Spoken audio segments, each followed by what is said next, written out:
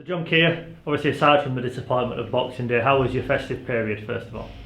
Yeah, it was very pleasant. It was very quiet, sensibly so I think, as most people have done that, but very enjoyable as well. And it's served its purpose in that you've come back this week and we've really been enthusiastic, energised and ready to go. So very enjoyable. The players had planned to have that week off after the Boxing Day or proposed Boxing Day fixture. Do you feel like they've benefited from that time off, having had a few really intense weeks of pre-season? Yeah, all the sort of soreness and the aches and pains have all gone now, but we're now inflicting more soreness, aches and pains on them. But that's pre-season, and obviously we've got a very important game coming up on Sunday against Batley, when we'll be able to really look at the gains that we feel that we've made in pre-season. You always had to reshuffle your plans and your pack after that Boxing Day game. How was that? How difficult has that been juggling almost now you've got a 3-week mini pre-season? Yeah, well, what we've got now, I mean, obviously we're going to play everybody within the first team and reserve team squad over the 4 games, but obviously we can't afford to do that now.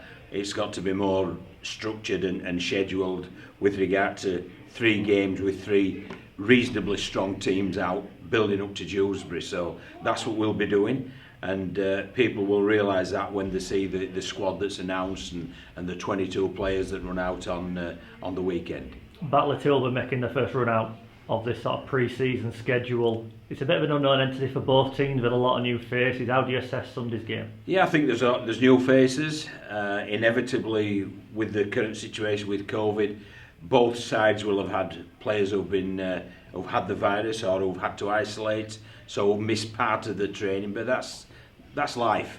But we feel as if we've got a really good pre-season, not under our belt, but virtually under our belt, and this is an important part of it.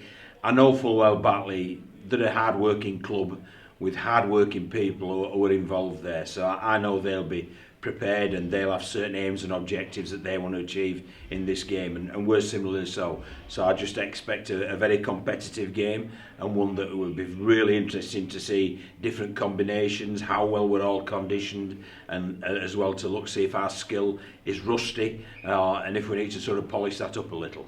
Do you get a sense of players that they're more chomping at the bit, having had that setback, and they're really eager to get going now? Very much so, Luke. Yeah, so that's a great call. They are, yeah. I mean, we trained on Tuesday, and I thought we trained Monday, Tuesday, and the Monday session was excellent, very hard.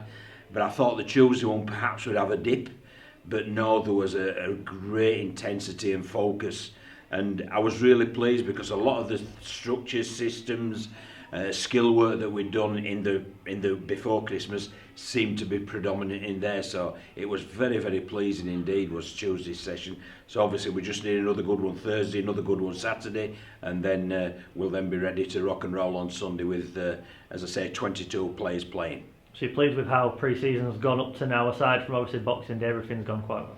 It has, it's gone, yeah, I would say it's an 8 out of 10 pre-season at the minute. But obviously Boxing Day was a hiccup, but there's nothing anybody can do about that. That's the way of the world, and I'm just hoping that the weather's kinder to us on this weekend. Just finally, 3 weeks away just over from that round 1 fixture, everything's now building towards that Dewsbury game. Do you sense that excitement in the camp within yourselves as coaches as well? No, we're trying to keep a lid on it, Luke, to tell you the truth, because we've still got some real important team meetings to go. We're going to speak about the mentality of winning. We're going to speak about our aims and objectives, our goals for the season. We're going to recap our defensive structure now. So there's a lot of work yet to be done, and obviously these trials are important parts of that.